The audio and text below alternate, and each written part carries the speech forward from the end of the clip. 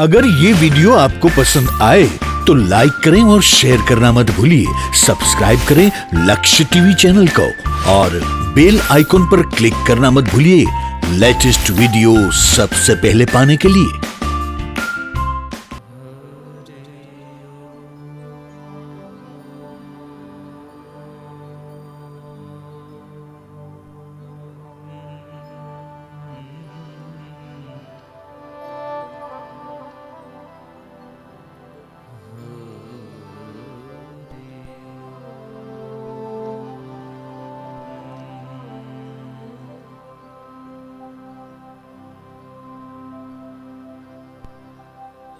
स्वस्ति श्री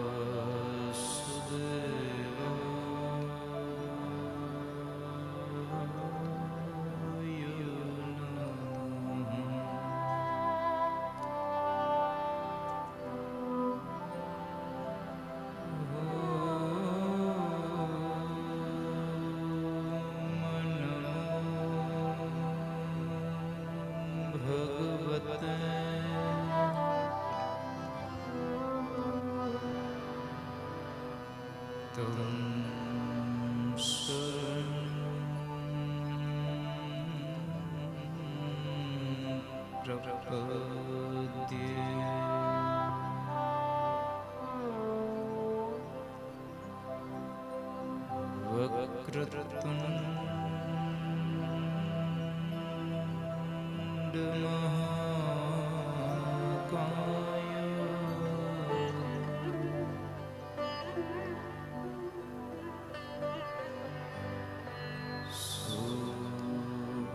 सूर्यकोटि समप्रभ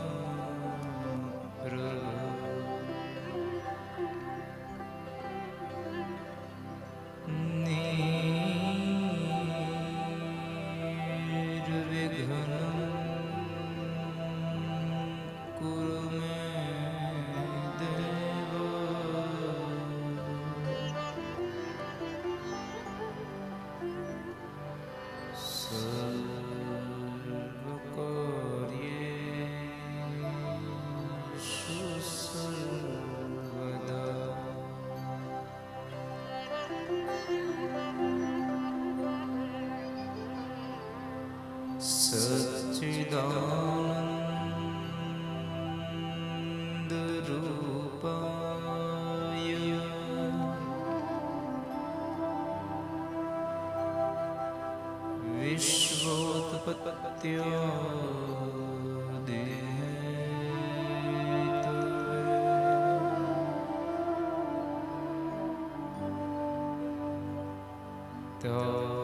तापत्रय विनाशाय श्री कृष्णाय वयं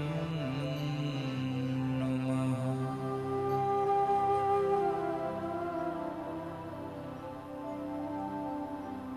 ध्यानमूलं गुरुर्मूर्ति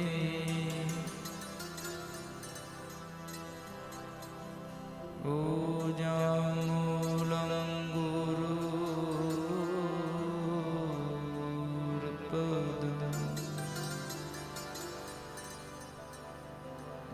मन्त्रमूलं गुरुर्वाक्यम् मोक्षमूलं गुरुर्कृपा।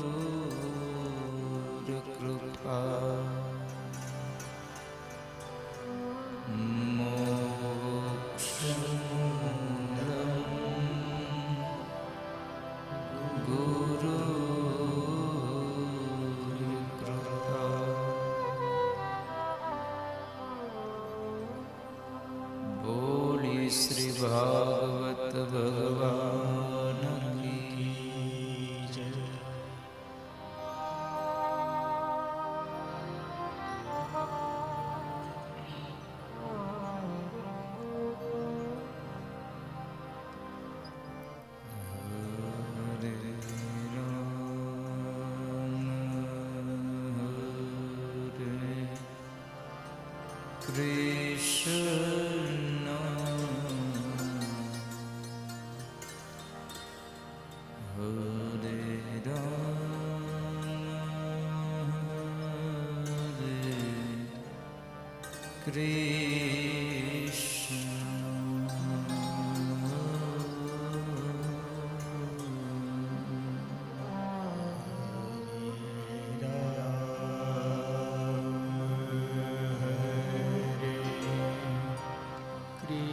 Krishna Hare Rama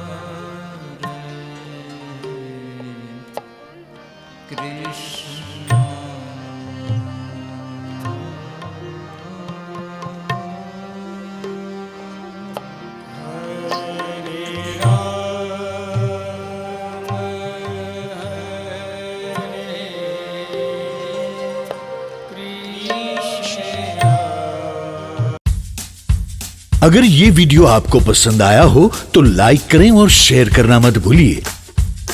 सब्सक्राइब करें लक्ष्य टीवी चैनल को और बेल आइकॉन पर क्लिक करना मत भूलिए लेटेस्ट वीडियो सबसे पहले पाने के लिए।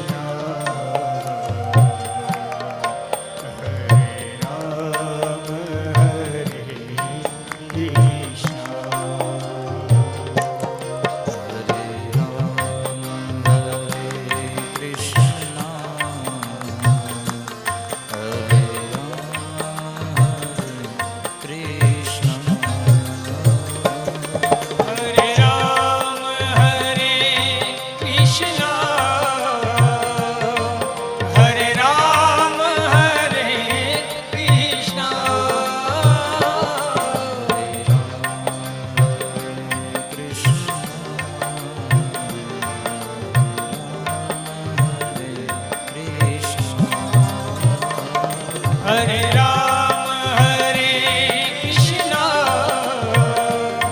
હરે રામ હરે કૃષ્ણ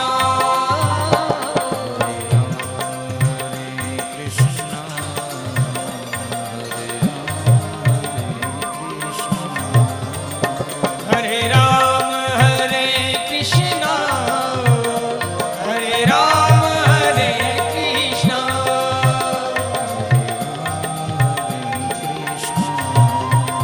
હરે રામ હરે કૃષ્ણ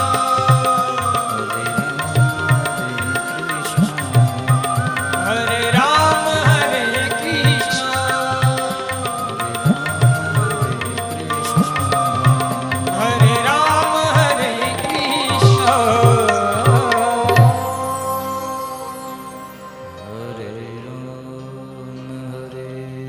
કૃષ્ણ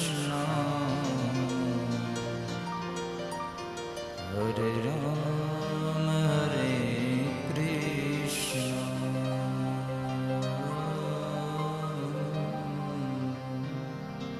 હરે રામ હરે કૃષ્ણ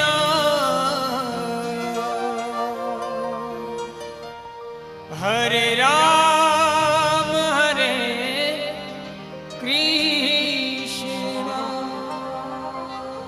બોલીએ શ્રી દ્વારિકાધીશ રામચંદ્ર ભગવાન કી જય ઉમાપતિ મહાદેવ કી જય પવન સુત હનુમાનજી મહારાજ કી જય સદગુરુ ભગવાન કી જય પ્રેમ से बोलो नमः पार्वती पतये हर हर महादेव हर આજના દિવસની કથાનો પ્રારંભ કરતા ભગવાનના વાંગમય સ્વરૂપ ભાગવતજી મહારાજના ચરણોમાં મારા માતા પિતા મારા ગુરુ મહારાજ એમના ચરણોમાં અહીં પધારેલા વડીલ માતા પિતાઓ તેમજ જીવ માત્રના હૃદય કમળમાં બિરાજમાન પરમ તત્વ દિવ્ય આત્માને વ્યાસપીઠથી મારા વંદન. આપ સૌને મારા જય શ્રી કૃષ્ણ. રાધે રાધે.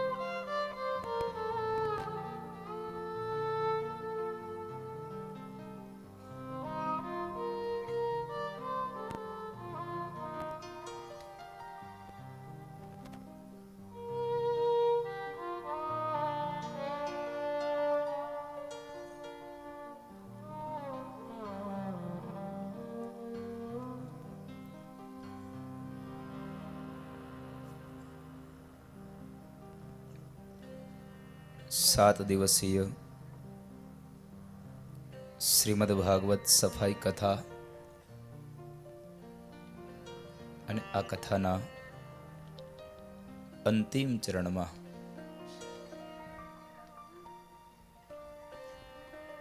થોડી ભાગવત ચર્ચા કરીએ. એમના પૂર્વ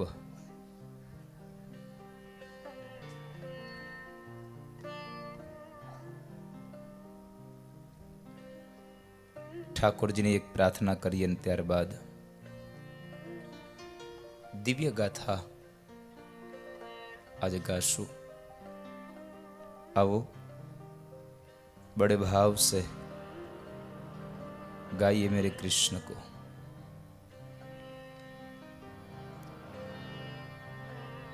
करारविंद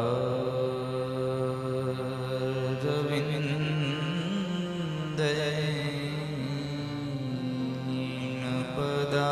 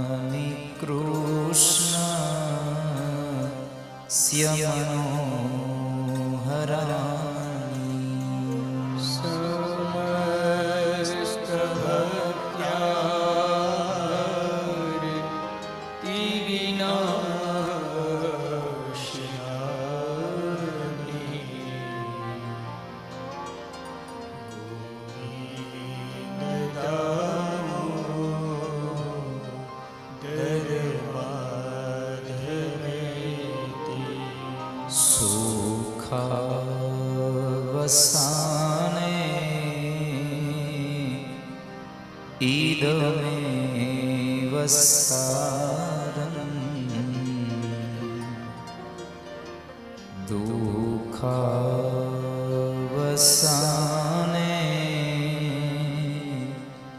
ઈદમેવ જ્ઞેયં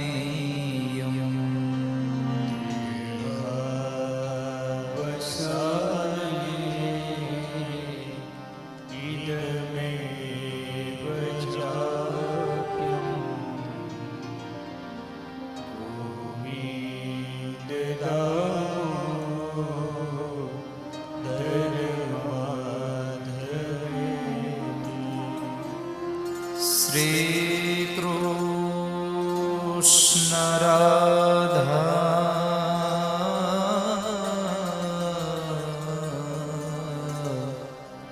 વર ગોકુલેશ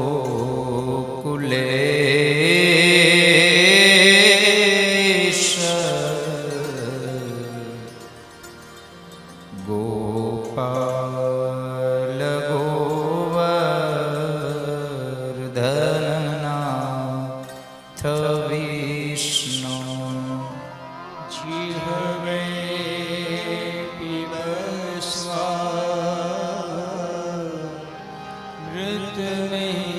દેવ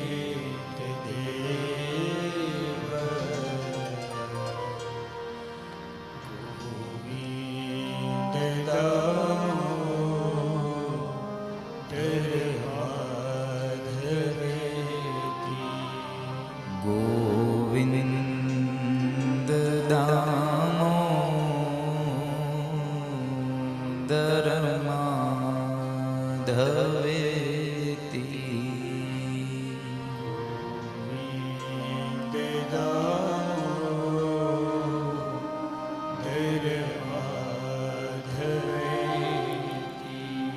ગોવિંદ માધવ સ્તોત્રનો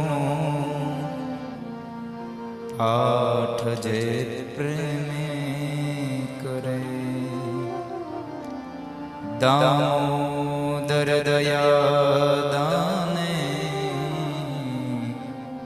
સહેજે ગોલોક સંચરે દામોદર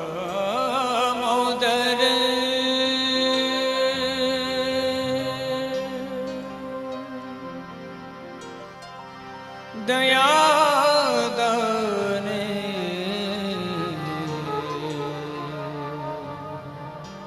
સહજે ગોલોક સંચરે સહેજે ગોલોક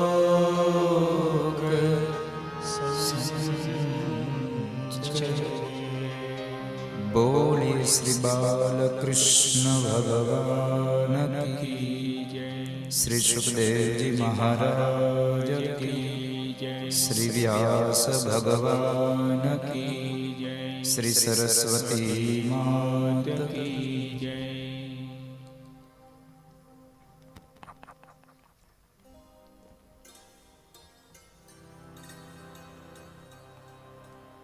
સુરતની આ પાવન ધરામાં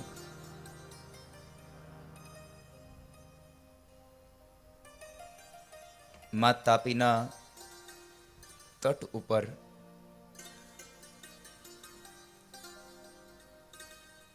યુથ ફાઉન્ડેશનના તમામ યુવાનો દ્વારા આયોજિત શ્રીમદ ભાગવત સફાઈ કથા કાષ્ટ નહીં પણ રાષ્ટ્રની એક ભાવનાથી સ્વચ્છતા અભિયાનનો એક સંદેશો આપવા માટે થઈ અને થયેલું એક આ મહામંગલ આયોજન. આ આયોજનના 7મા દિવસે ઉપસ્થિત રહેલા તમામ વડીલો, માતાઓ, આમંત્રિત મહેમાનશ્રીઓ તેમજ લક્ષ્ય ટીવી ચેનલના માધ્યમથી આ કથાનું રસપાન કરી રહેલા તમામ ભાવિક ભક્તોનું આયોજક પરિવાર આપ સૌનું હાર્દિક સ્વાગત કરે છે અને આપ સૌને આ નવયુવાનોના જાજા કરીને જય શ્રી કૃષ્ણ.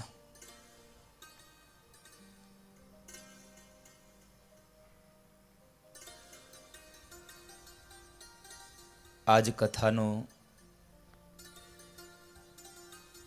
અંતિમ દિવસ અને આ અંતિમ દિવસના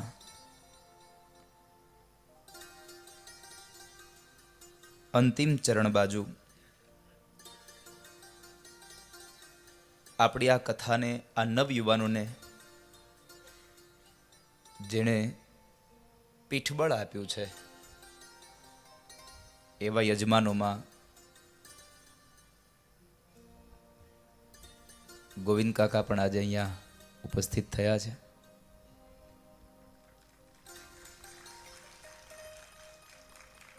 સાથે સાથે તુલસીભાઈ અને એમના ધર્મપત્નીએ પણ અહીંયા શ્રી રામકૃષ્ણ અને હરિકૃષ્ણ તેમજ ઘણા બધા આપણા આજની આ કથાના પાવન પ્રસંગોમાં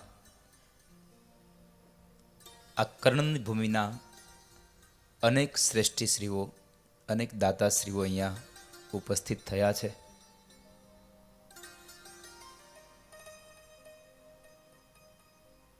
આ કથાના યજમાન તરીકે ગોવિંદ કાકાનું પણ એક નામ આમાં, એટલે મારી ભાષામાં કહું તો ગોવિંદ કાકાએ આ મહાયજ્ઞમાં એક આહુતિ અર્પણ કરી છે.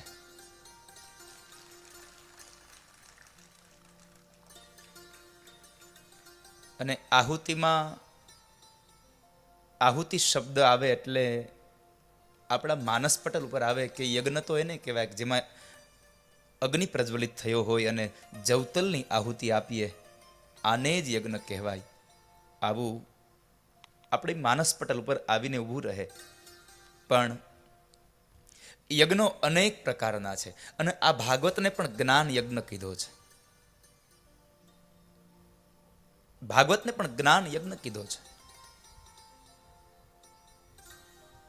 તો આ જ્ઞાન યજ્ઞમાં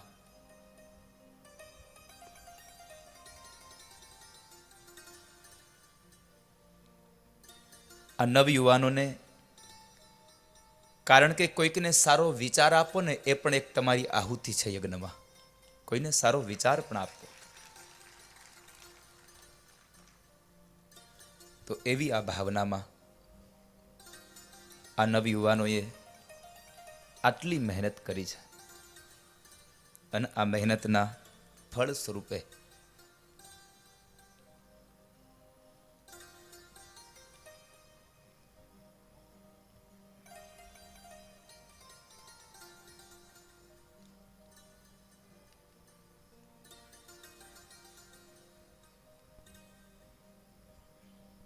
આજે ઘણા બધા લોકો કથાનું રસપાન કરી રહ્યા છે. આજે વળી પાછા અમારે આમ કહું તો ગોવિંદ કાકા અમારે તમારા ભત્રીજાન પણ આમ મારા મોટા ભાઈ એને કાકાએ હું કહું અને મારા યજમાને કહું એને હું, કારણ કે મારી કથાના યજમાન અને હમણાં એમણે આ મારી જિંદગીનો એક સારામાં સારો મને યાદગાર રહે એવો પ્રસંગ એટલે આપણી ભારતની સૌથી મોટામાં મોટી જેલ તિહાડ જેલ દિલ્હી, અને એ તિહાડ જેલમાં જેમણે મારી પાસે કથા કરાવીને મને એક મારી જિંદગીનો એક યાદગાર એક પ્રસંગ બનાવ્યો એવા હરિકૃષ્ણ ગ્રુપમાંથી અમારે સૌજીભાઈ એ પણ આજે પરિવાર સાથે ઉપસ્થિત થયા છે. એમનું પણ વ્યાસપીઠ અને આ યુથ ફાઉન્ડેશનના તમામ યુવાનો એનું પણ સ્વાગત કરે છે.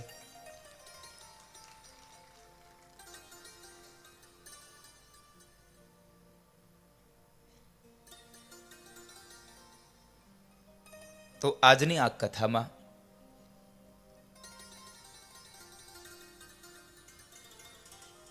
હું મારી એક પ્રસન્નતા વ્યક્ત કરું તો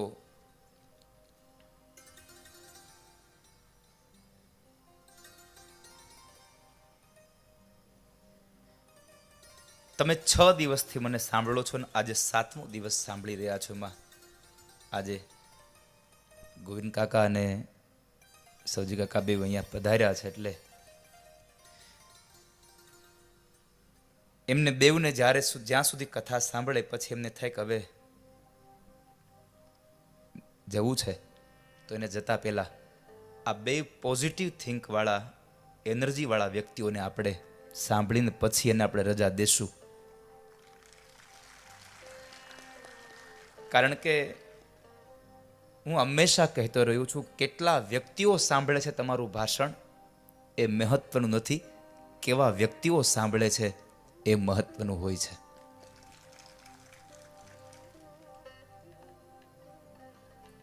જોકે આજ તો આપણી કથા સમયાંતરે જ વિશ્રામ લેશે, કારણ કે આજે પોથીયાત્રા છે, છેલ્લો દિવસ છે.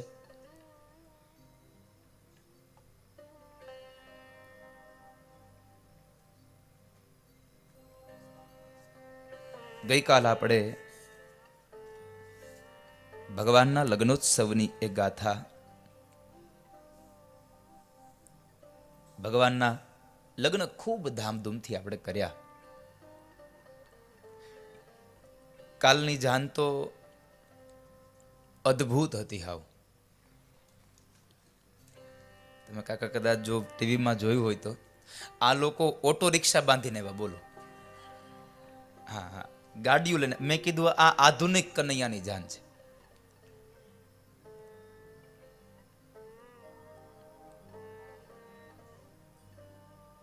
પણ એ રૂકમણીના એક માત્ર પત્ર ઉપર ભગવાન કૃષ્ણ કંઈ પણ વિચાર્યા વગર દારૂકને આજ્ઞા કરી દીધી, દારૂક મારો રથ તૈયાર કરો, મારે જવું છે રૂકમણીને લેવા માટે. શું કામ? આ કથાને મારી ભાવનાથી જો હું વ્યક્ત કરું તો મારી જવાબદારી સાથે કહું. એક સ્ત્રીએ એક પુરુષને પત્ર લખ્યો, એવી તો અહીંયા રૂકમણી ભગવાનને પત્ર લખે બરાબર છે, પણ આધ્યાત્મિક અર્થમાં જો આ કથાને મારે કહેવી હોય તો આપણી બુદ્ધિ ભગવાનને પત્ર લખે છે એવી અહીંયા ભાવના વ્યક્ત થઈ રહી છે. આપણી બુદ્ધિ ભગવાનને એક પત્ર લખે છે, અને જ્યારે બુદ્ધિ ભગવાનને પત્ર લખે ને ત્યારે હું ચોક્કસપણે કહું છું કે એ પત્ર ભગવાન સ્વીકારે ને સ્વીકારે એમાં કોઈ પણ પ્રકારનો સંશય નથી. કારણ કે સુદેવ નામના બ્રાહ્મણ ભગવાન દ્વારકાધીશ પાસે પત્ર લઈને ગયા. તમે જુઓ, ભગવાનને પણ આપણી ઉપર કેટલો ભરોસો હશે. સુદેવ નામના બ્રાહ્મણ ભગવાન પાસે પત્ર લઈને ગયા અને ભગવાનને કહ્યું કે પ્રભુ, આ તમારા માટેનો એક પ્રેમ પત્ર હું લઈને આવ્યો છું. ભગવાને સીધું જ કીધું, ભૂદેવ તમે જ વાંચો ને. બ્રાહ્મણ એમ કહે છે, પ્રભુ પણ આ તમારો અંગત પ્રેમ પત્ર છે, મારાથી ન વંચાય. નહીં દાદા, પ્રભુ તમે જ વાંચો, બાપજી, ભૂદેવ તમે જ વાંચો. ભગવાને સ્પષ્ટ કહ્યું કે ભૂદેવ, રૂકમણીના પત્રમાં મને ભરોસો છે.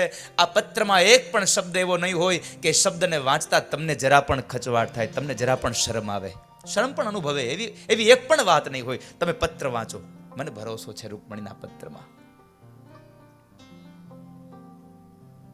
અને રૂકમણી ભગવાનને પત્ર લખે. 2 શ્લોકોનું વર્ણન, જો કે આમ તો 7 શ્લોકો છે, પણ શું ભગવાનને બુદ્ધિ કહે છે.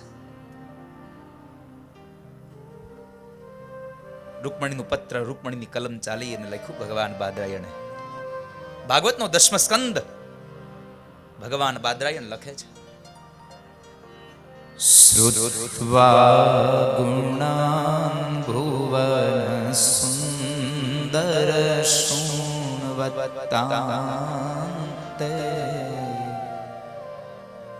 નિર્વિષકર્ણ વિવરે હરતુંગતાપમ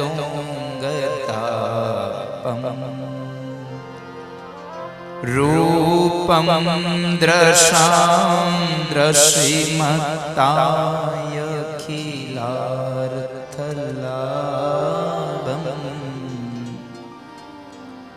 ત્વય્ય સ્તુતા વિશતિ ચિત્તમાપત્રપમ મે.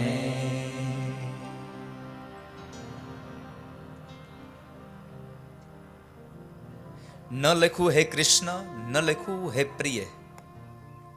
સંબોધન બહુ સુંદર કર્યું છે અહીંયા રૂકમણીએ. ભગવાનને પત્ર લખવો. હવે રૂકમણી એમ વિચારે છે કે આ તો મારા એક તરફીનો પ્રશ્ન છે. હજી મારો જે સંબંધ છે મારો એક તરફી છે. હું એને સીધું એમ કેમ કહી દઉં કે હે કૃષ્ણ, હે પ્રિય? મારાથી ન લખી શકાય, કારણ કે મેં એને સ્વીકાર્યા છે. એમણે મને સ્વીકારી કે નહીં એ હજી મને ખબર નથી. અને સંબંધ જ્યાં સુધી બંને તરફી ન થઈ જાય ત્યાં સુધી નામ આપવું પણ જૂઠું છે. એટલે રૂકમણી અહીંયા સુંદર મજાનો શબ્દ પ્રયોગ કર્યો. શ્રુત્વા ગુણાન ભુવન સુંદર શૃણ્વતાંતે. શ્રુત્વા ગુણાન ભુવન સુંદર. હે ભુવન સુંદર, તમે સાંભળો. અને આ ભુવન સુંદરમાં બે જ વ્યક્તિઓએ આલેખન, બે જ વ્યક્તિઓ સંબોધન કર્યું છે. એક શ્રીમદ ભાગવતમાં રૂકમણીએ ભગવાનને કહ્યું અને એક મહાભારતમાં દાદા ભીષ્મએ ભગવાનને કહ્યું. ત્રિભુવન કમનમ તમાલ વર્ણમ રવિ કર ગૌરવ રાંબરમ દધાય. ત્રિભુવન કમનમ, ત્રણેય ભુવનમાં સુંદર છો આપ. અને અહીંયા રૂકમણી કહે શ્રુત્વા ગુણાન ભુવન સુંદર શૃણ્વતાંતે. હે ભુવન સુંદર, સાંભળો. મેં તમારા ગુણાનુવાદને સાંભળી, તમારા ગુણની કથાઓને સાંભળી અને મેં મારું મન, મારું ચિત્ત તમોને સમર્પિત કર્યું છે. ત્વય્ય સ્તુતા વિશતિ ચિત્તમાપત્રપમ મે. મારું ચિત્તપત્ર મેં તમારામાં સમર્પિત કર્યું છે. તમે સાંભળો. સંબંધ તો અનેક પ્રકારના હોય સ્ત્રી અને પુરુષના.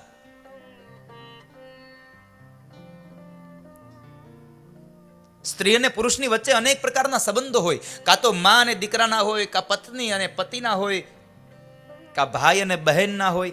અનેક પ્રકારના સંબંધો હોય સ્ત્રી પુરુષ વચ્ચે. પણ અહીંયા હવે રૂકમણી એમ કહે છે મારો તમારી સાથેનો શું સંબંધ છે એ હવે તમે સાંભળો. કાત્વા મુકુંદ મહતી કુલશીલ રૂપ વિદ્યાવયો દ્રવીણ ધામ વીરાત્મ તુલ્યમ ધીરાપતિં કુલવતી નવૃણીત કન્યા કાલે ઋષિહ નરલોકમનો વિરામમ.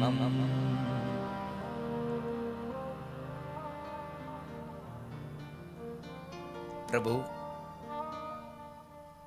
આપ જે કુળ, શીલ અને આ તમામ લક્ષણોથી તમે જે વહાલા લાગો છો, એને કઈ કન્યા એવી હોય કે જે પતિ તરીકે સ્વીકાર ન કરી શકે? પરમાત્માને કહ્યું પ્રભુ તમારી અંદર બધું જ છે અને એટલા માટે હું તમને સ્વીકારું છું. તમારી અંદર શું છે? તમારી અંદર શીલ સારું છે. પેલું તો તમારું કુળ સારું છે. કાત્વા મુકુંદ મહતી કુલ, પેલો શબ્દ વાપરો કુળ. અહીંયા મને એમ લાગે છે આ રૂકમણીએ 5000 વર્ષ પહેલા પણ કહ્યું હશે કે આવનારા સમયમાં કલયુગ છે અને કલીના કાળમાં દીકરા અને દીકરીનું વેવિશાળ કરો ને ત્યારે 7 વસ્તુ જોવી અને એમાં 7 વસ્તુમાં પેલું શું જોવું ને અહીંયા ક્રમ આપ્યા છે. દીકરા દીકરીઓના વેવિશાળ કરીએ તો અહીંયા ક્રમ આપ્યા અને લખ્યું કુળ, પેલું વેલું કુળ જોવું.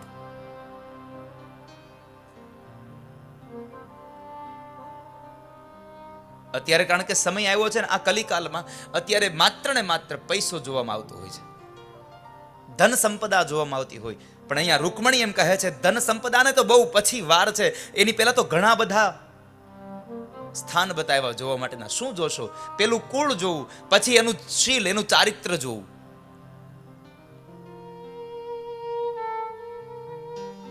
ત્રીજા સ્થાને રૂપ જોવું, ચોથા સ્થાને એની વિદ્યા જોવી, પાંચમા સ્થાને એની ઉંમર જોવી, છઠ્ઠા સ્થાને એનો પૈસો જોવો, અને પછી એની અંદર રહેલી આત્મતુલ્યમ, એની અંદર રહેલો ભાવ, એની અંદર રહેલી જીવાત્મા પ્રત્યેની કરુણા, દયા, પ્રેમ, લાગણી, આ બધું જ જોઈ, 7 વસ્તુને જોઈ અને પછી તમારે વેવિશાળ કરવું. પ્રભુ, મેં આ બધું જ તમારામાં જોયું છે, તમારી તાકાતને પણ મેં જોઈ છે, તમારી અંદર રહેલા ભાવને પણ જોયો છે મેં. કાલે નૃસિંહ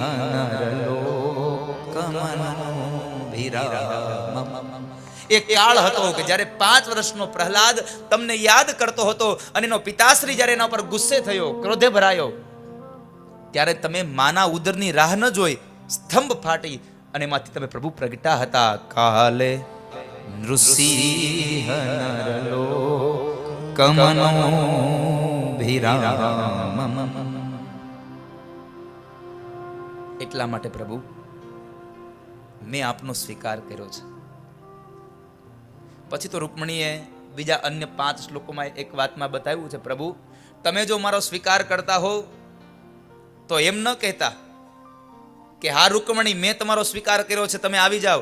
તમે જો મારો સ્વીકાર કર્યો હોય તો હું આવીશ નહીં, તમારે મને લેવા આવી પડશે, તો હું માનીશ કે તમે મારો સ્વીકાર કર્યો છે. અને તમે જો અહીંયા લેવા આવો તો સમજી વિચારીને આવજો, નિર્ણય લેતા પહેલા વિચારજો, કારણ કે તમારે અહીંયા મારું હરણ કરવા આવવાનું છે અને અનેક રાજાઓની મધ્યમાંથી તમારે મને લઈ જવાની છે. અહીંયા ખાંડાના ખેલ છે, અહીંયા મમરા નથી ખાવાના. તમારે મને અનેક રાજાઓની મધ્યમાંથી લઈ જવાની છે. આધ્યાત્મિક અર્થમાં બુદ્ધિ એમ કહે છે, પ્રભુ તમે જો મને સ્વીકારતા હો ને, તમે મને જો લેવા આવતા હો તો વિચારજો, મારી આજુબાજુમાં અનેક રાજાઓ છે. કામ, ક્રોધ, લોભ, મદ, મોહ, મત્સર, ઈર્ષા, આ બધા જ રાજાઓની મધ્યમાંથી તમારે મને જીતીને લઈ જવાની છે. માટે વિચારજો, આને બધાને તમારે જીતવા પડશે, આને હરાવવા પડશે, તો મને હરણ કરી શકશો.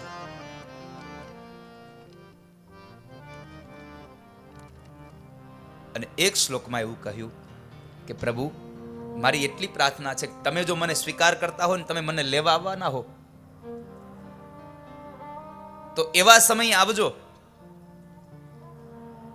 કે હું જ્યારે મંદિરમાં હો, પવિત્ર જગ્યાએ હો, પવિત્ર વિચારોમાં બેઠો હો, પવિત્ર સ્થળોમાં બેઠો હો, ત્યારે તમે મને લેવા આવજો. હું હોસ્પિટલમાં પથારીમાં પડ્યો હોઉં, માંદગીમાં સપડાણો હોઉં, આવી ગંદકીના સમયે તમે મને લેવા ન આવશો. હું જ્યારે તમારું ધ્યાન ધરતો હોઉં, હું પવિત્ર બન્યો હોઉં, ત્યારે તમે મને લેવા આવશો. અને છેલ્લા શ્લોકમાં તો બહુ સુંદર વ્યાખ્યા રૂકમણી કરે છે, પ્રભુ તમે મને લેવા નહીં આવો ને, રૂકમણીને ભરોસો હતો પ્રભુ આવશે જ, પણ છતાં પણ રૂકમણીએ અંડરલાઈન કરી છે કે પ્રભુ તમે મને જો લેવા નહીં આવો તો હું પ્રાણ ત્યાગી દઈશ, પણ હું મારો હાથ અન્યના હાથમાં નહીં આપું. અહીંયા રૂકમણી એમ કહે છે કે પ્રભુ હું ઉપવાસ કરીશ, વ્રત કરીશ, તપ કરીશ, ભક્તિ કરીશ અને મોતને ભેટી જઈશ, પણ મારું મન હવે બીજામાં તો નહીં જ લાગવા દઉં, બીજામાં નહીં જવા દઉં. આ 7 શ્લોકોનો પત્ર મેં ગઈકાલે પણ કહ્યું ને આજ ફરીથી કહું છું કે આ 7 શ્લોકોનો આ પત્ર આજ વર્તમાન સમયમાં પણ બેટ દ્વારિકામાં આરતી થયા પછી ભગવાનના ગર્ભગૃહની અંદર ગર્ભ મંદિરમાં ત્યાં રોજના માટે આ રૂકમણી પત્રનું વાંચન થાય છે બેટ દ્વારકામાં.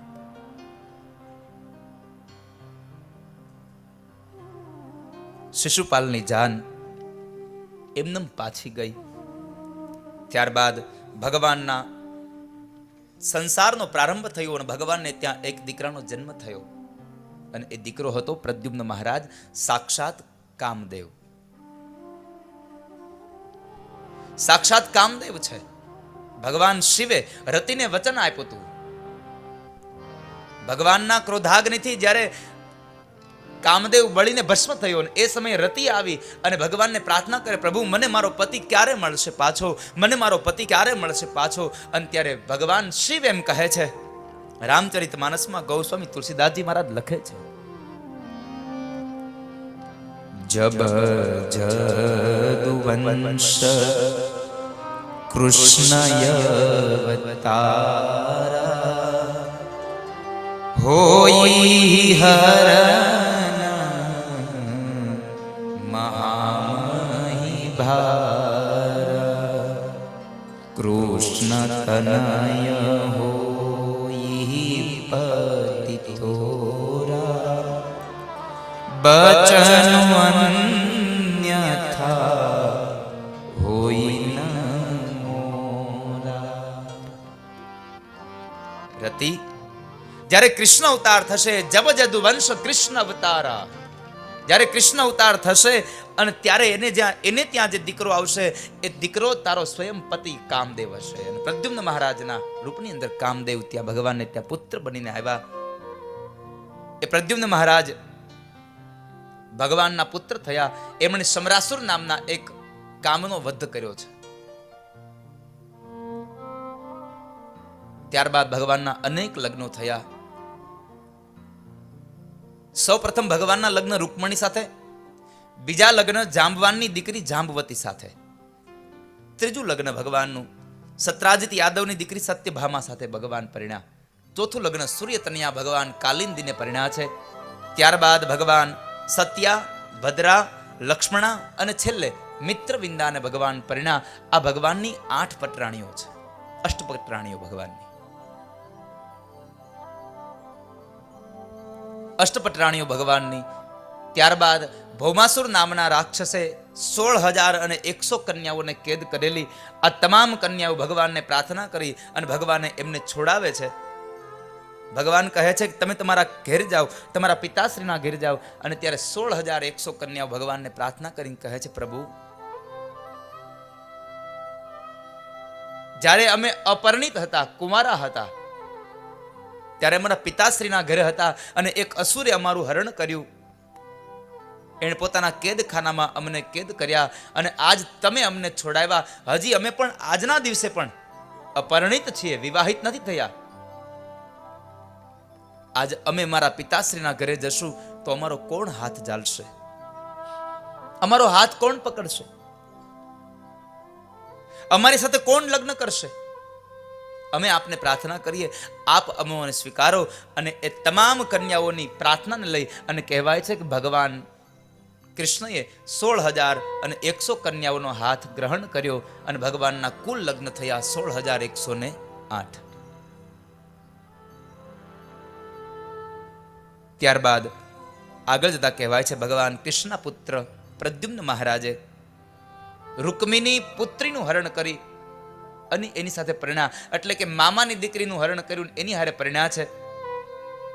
એને જે પુત્ર થયા એ અનિરુદ્ધ મહારાજ. અનિરુદ્ધ મહારાજે રૂકમીના દીકરાની દીકરીનું હરણ કર્યું, એને પરિણ્યા. અને એને જ્યારે લગ્ન કર્યા છે ત્યારે એ સમયે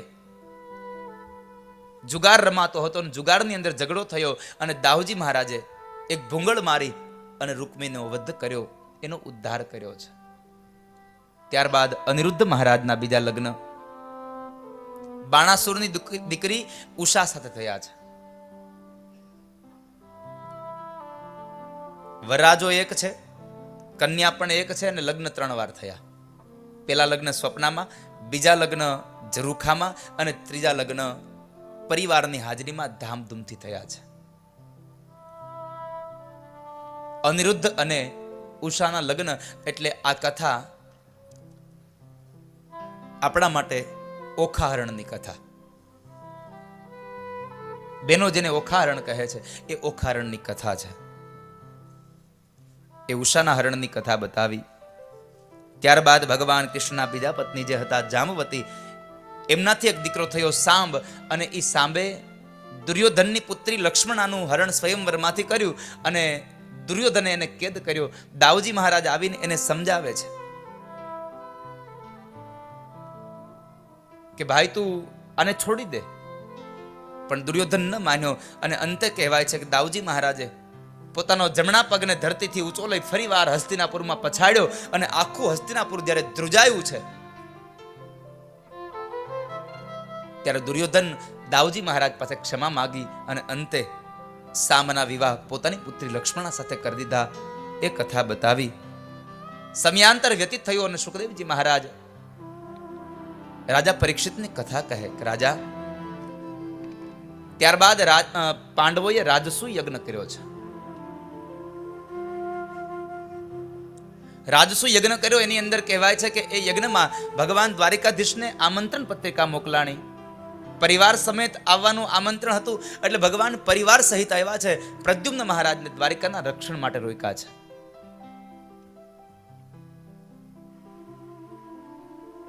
અને ત્યાં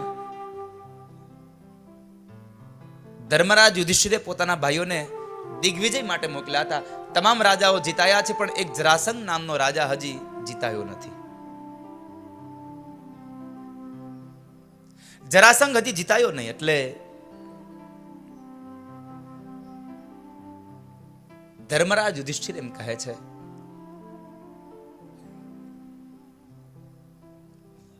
પ્રભુ બધા રાજાઓ જીતાયા છે, પણ હજી જરાસંઘ જીતાયું નથી. અને જરાસંઘે અનેક રાજાઓને પોતાના કેદમાં કેદ કર્યા છે.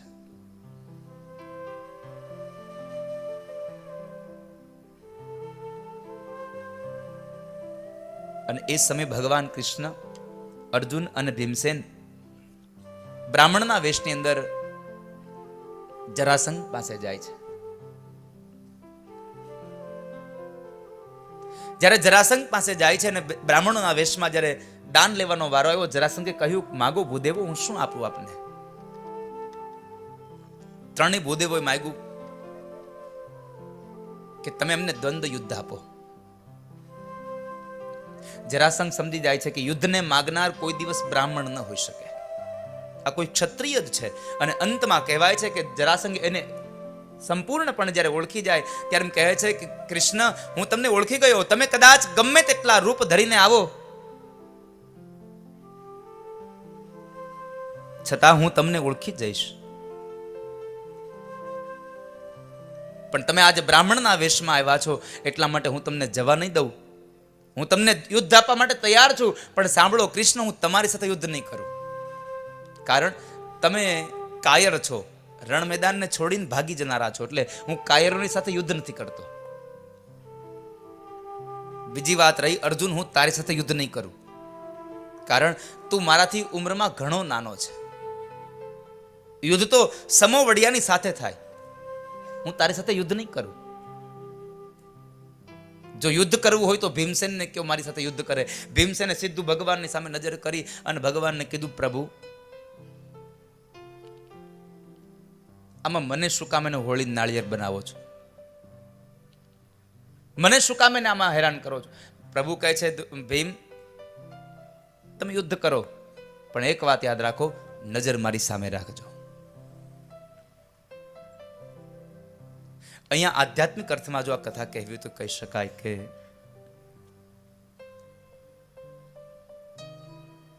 ભગવાન એમ કહે છે કે જ્યારે આ જીવ કાળની સાથે યુદ્ધ કરતો હોય છે અને એક એક ક્ષણ માટે કાળની સાથે આ જીવ યુદ્ધ કરતો રહે છે, આવા સમયે જીવ જો નજર ભગવાન સામે રાખે ને તો કાળ આપણને દુખી ન કરી શકે, વેદના ન આપી શકે. ભગવાનનું જો સ્મરણ થાય, ઈશ્વરના નામનો મહિમા ગવાતો રહે, તો કાળ આપણને વેદના ન આપી શકે. કારણ કે શ્રીમદ ભાગવતનું મહાત્મ્યનો એક શ્લોક ભગવાન વેદવ્યાસે લખ્યો છે, કાલ વ્યાલ મુખ ગ્રાસ ત્રાસ નિર્ણાશ હે તવે. કાલ વ્યાલ મુખગ્રાસ. શ્રીમદ ભાગવતની કથા સત્સંગમાં જાશો, શું ફાયદો થશે? એકમાત્ર ફાયદો છે, મૃત્યુથી નહીં બચી શકો, પણ મૃત્યુની વેદનાથી બચી જશો. મૃત્યુનો ભય છૂટી જશે. એટલે કહ્યું કાલ વ્યાલ મુખગ્રાસ ત્રાસ નિર્ણાશ હે. શ્રીમદ ભાગવતમ શાસ્ત્રમ કલોકીરેણ ભાષિતમ. કલોકીરેણ ભાષિતમ. તો કહેવાય છે કે ભીમસેનની સાથે જરાસંઘનું યુદ્ધ કરાવ્યું ને અંતે ભગવાને પોતાની લીલાથી ભીમસેનના હાથે જરાસંઘનો ઉદ્ધાર કરાવ્યો, વધ કરાવ્યો. ભગવાને ભીમસેનને જરાસંઘનું રાજ્ય ન લેવા દીધું. ભગવાને જરાસંઘનું રાજ્ય એના નાના એવા દીકરા સહદેવને આપી દીધું. સહદેવને રાજગાદીનું તિલક કરી દીધું ભગવાને. એને રાજગાદીએ બેસાડ્યો. રાજગાદી પર બેસાડી અને કહેવાય છે કે આ બાજુ રાજસુ યજ્ઞ કરાવવા માટે આવ્યા છે. તમામ તૈયારીઓ થઈ ગઈ અને સભા ભરીને તમામ લોકો બેઠા છે. અને આ સભામાં અનેક પ્રશ્નોની વચ્ચે એક પ્રશ્ન આવીને ઉભો રહ્યો કે આ આટલા મોટા યજ્ઞની અંદર આપણે અગ્રપૂજા કોની કરીશું? પેલી પૂજા કોની કરીશું? કોઈ કહે છે ઇન્દ્રની કરીએ, કોઈ કહે વરુણની કરીએ, કોઈ કહે સૂર્યની કરીએ. એક નવયુવાન ઉભો થયો અને કહે છે કે આ રાજસુ યજ્ઞમાં અગ્રપૂજાને લાયક જો કોઈ હોય તો માત્ર ને માત્ર દ્વારિકાવાળા ભગવાન કૃષ્ણ પોતે છે. તમામ લોકોને આ નિર્ણય ગમ્યો, પણ એક માણસ ઉભો થયો અને એ એમ કહે છે કે આ ગોવાળિયાની અગર પૂજા ન હોય, આ ચોરની અગર પૂજા ન હોય, કોઈકની પત્નીના, કોઈકની સ્ત્રીના હરણ કરી જાય એની અગર પૂજા ન હોય. આ કથો શિશુપાલ. अगर ये वीडियो आपको पसंद आया हो तो लाइक करें और शेयर करना मत भूलिए. सब्सक्राइब करें लक्ष्य टीवी चैनल को. हाँ, और बेल आइकॉन पर क्लिक करना मत भूलिएगा लेटेस्ट वीडियो सबसे पहले पाने के लिए.